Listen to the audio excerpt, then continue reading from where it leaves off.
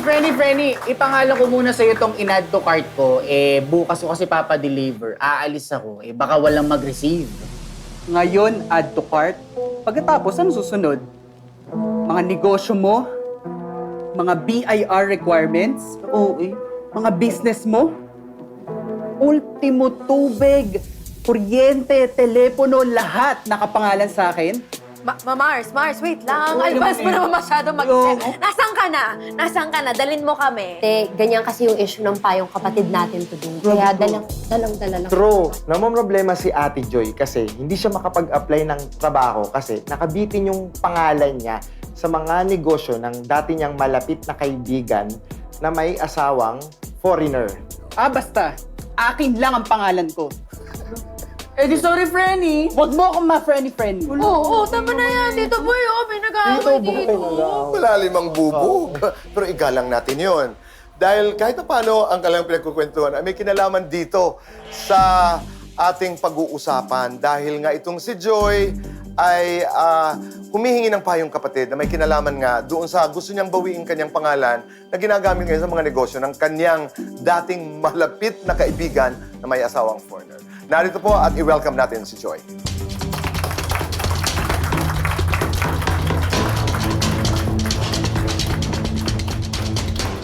Ate Pia, Kuya Alan, si Joy. No, so, umpisahan natin sa umpisa. So, meron kang matalik na kaibigan? Meron po. Ilan years na yan? Mga 21 to 22 years na po kaming magkaibigan. So during that time po, nagkakausap kami sa Messenger na namumroblema po siya sa mga tauhan niya dahil niloloko daw po sila pagdating sa usaping pera. So naghahanap sila ng ipapalit po na mapapagkatiwalaan. Okay. So from October po hanggang December, naging assistant lang po nila ako. Then, December din po, nung pinatanggal nila yung pinagkakatiwalaan nila dun sa travel agency dahil may anomalya daw po. So nagulat ako nung sinabi niya minsan na binigla niya ako na, ate, sa'yo ipapangalan yung 2 KTV bar na bubuksan. Sabi niya kasi marami na siyang nakapangalan pa na may mga open case. Nagdi-decision lang po siya ng biglaan nang hindi niya po muna ako kinukonsulta. So, ibig sabihin, hindi ka lang tinanong. Hinanda na niya yung papeles. Opo, parang nakalatag So, na po yun. sinusubo na sa'yo? Yes po. So, hindi to partnership or corporation? Hindi po. Pag isa kang may-ari? Yes po. And lilinawin ko lang po, wala po akong tinatanggap na bayad sa kanila sa paggamit So, po ng hindi ka pangalan. partner, wala kang... Basta't ang turing sa'yo empleyado, ang sweldo sa'yo empleyado. Yes po. Nung sabi ko magre-resign na ako, nagpaalam na po ako sa kanila, sinurrender ko po lahat, at nakiusap po ako sa kanila na tanggalin nyo na po yung pangalan ko dito. This was September 2022 po. at 2022 na. Opo. Okay. October po, nag-apply agad ako ng trabaho. Natanggap naman po ako. Kaya lang, isa rin po yung requirements natin, yung paglilipat po ng RDO. Sa tax. Opo. So sinabi ko po sa kanya, maupo sila na ayusin nila, papalitan nila yung pangalan, babayaran nila kung ano yung kailangan bayaran sa paggamit ng pangalan ko. You mean yung income tax? Opo. Kasi hindi ka naman nag-charge ng personal mo sa paggamit ng pangalan. Linawin lang natin yun, ha? Opo. Ginawa ko naman po lahat para mag-reach out sa kanila, ayusin po ng tahimik. Hindi na po nila ako Okay. pinapansin. Hindi pa rin inayo. After nun, hindi na. Ang dami Sorry, na pong dahilan. Kasi January, renewal ng mga permits, Opo. di ba? So, nung February nag-usap kayo, iba ng pangalan mo pa rin. Nalaman ko po na nirenew pala po nila yun. Under pa rin po sa pangalan ko yung 2 KT. Pero hindi ikaw ang nag-renew. Hindi. So, wala kang pinirmahan or anything. Wala po. Kinonfront mo sila doon. Sinabihan ko po sila. And binibigyan po nila ako ng copy ng SPA. Yung isa po, wala pong pangalan doon kung sino yung i-authorize ko. Yung isa naman po may pangalan, kaya lang hindi ko po yun kilala. So, para doon sa mga nakikinig, nanonood, yung SPA, Special Power of Attorney. Pinirmahan mo. Hindi po. Gusto ko na po talagang mawala po yung pangalan ko sa kanila. Pati po yung pag-aaral ng anak ko na sacrifice eh. Na-approve naman po yung aming scholarship. Kaya lang po hindi po na natuloy gawa ng wala po akong masubmit. So, bago ko tanungin si Senator Ate Pia kung gusto niya mauna magbigay ng advice, klaro ko lang So, hindi ka na nga makaayos ng papeles mo dahil dun sa BIR But tatanungin lang kita, nangangamba ka na rin ba na pag ginamit pangalan mo, baka may sabit? Yes Di po. ba? Halimbawa, hindi mabayaran tax, ikaw ang habulin, Yes. or kung may illegal na gawin doon, pangalan mo yung nandun. Opo. Kasi yung mga empleyado po, hindi rin nila binabayaran ng mga benefits. So when you say benefits, what do you mean? SSS? SSS, PhilHealth, pag-ibig po. And you know naman na pag SSS hindi mo binayaran, criminal yon. But yung, again, yung testimony niya, ate, is that she's not a partner, she did not get extra payment for the use of her name. Basically, empleyado ka. You wanna... So I'll try lang to respond simply for you and also for our listeners. So number one, lagi ho tayong mag-ingat kung papagamit natin yung pangalan natin sa kahit saan at kahit kanino. Dahil pangalan natin yon, hindi natin pwede, kung pumayag kang ipagamit, hindi natin pwede sabihin later on na, ay, pumayag ka, di ba? So kung ano yung gawin sa pangalan ng negosyo, pangalan mo yon. May obligasyon sa batas ang negosyo magbayad ng benefits sa kanilang empleyado like the SSS and PhilHealth and then to pay taxes. Pag may pagkukulang yon, ang hahabulin doon ang may-ari. So sa iyo yon. It appears nung una, parang may consent ka doon. Ngayon, may falsification na sila. Kasi ngayon, hindi ka na, sinabi mo na ayoko na, tanggalin nyo na yan, may falsification sila. And that is a crime naman din on their part. Parang leverage mo yon.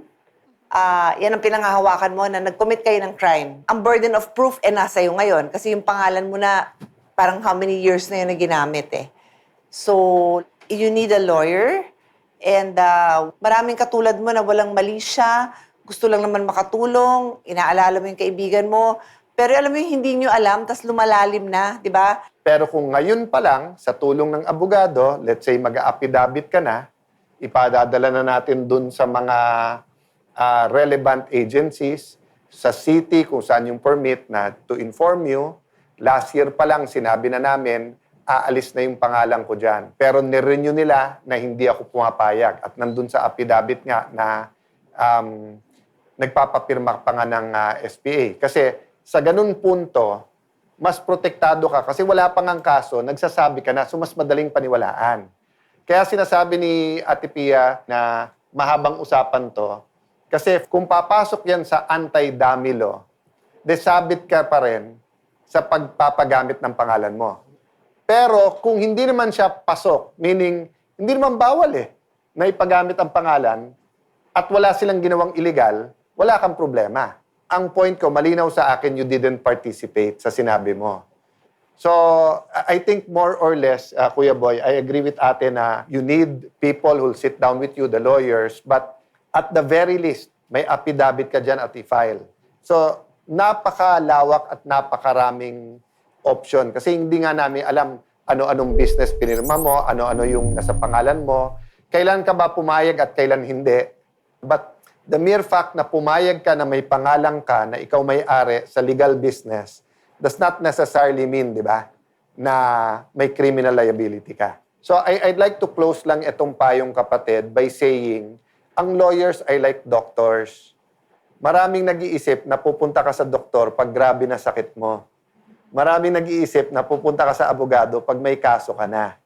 Di ba? Mas effective po ang doktor, ang accountant, ang mga professional po, ang abogado, kung pupunta kayo para humingi ng advice na wala pa kayong problema.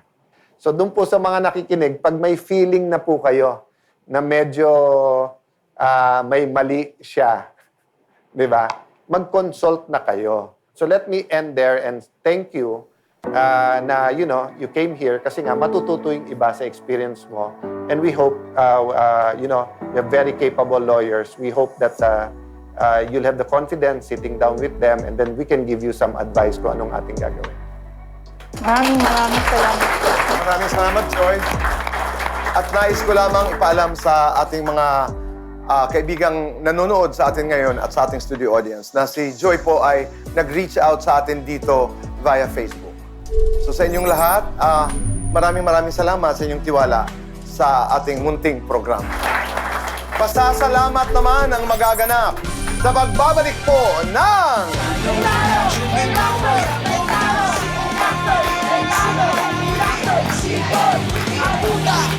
Ito na ma'am, i-update lang kita. Natuklasan namin na inalis na nila sa pangalan mo yung DTI. Ito ang natuklasan ng Cayetano in Action sa ating pagbisita sa Department of Trade and Industry.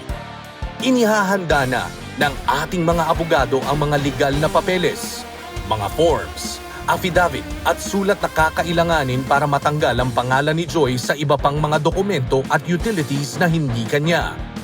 Makakatulong ito upang mailipat ang kanyang RDO sa kanyang lugar para makapagsimula na si Joy ng bagong trabaho. Papantayan namin yan, tutulungan ka namin. Maraming salamat po sa inyo, attorney. Cayetano in Action with Boy Abunda would like to thank Ensaymada from La Luna Cafe. Come home to a delicious tradition.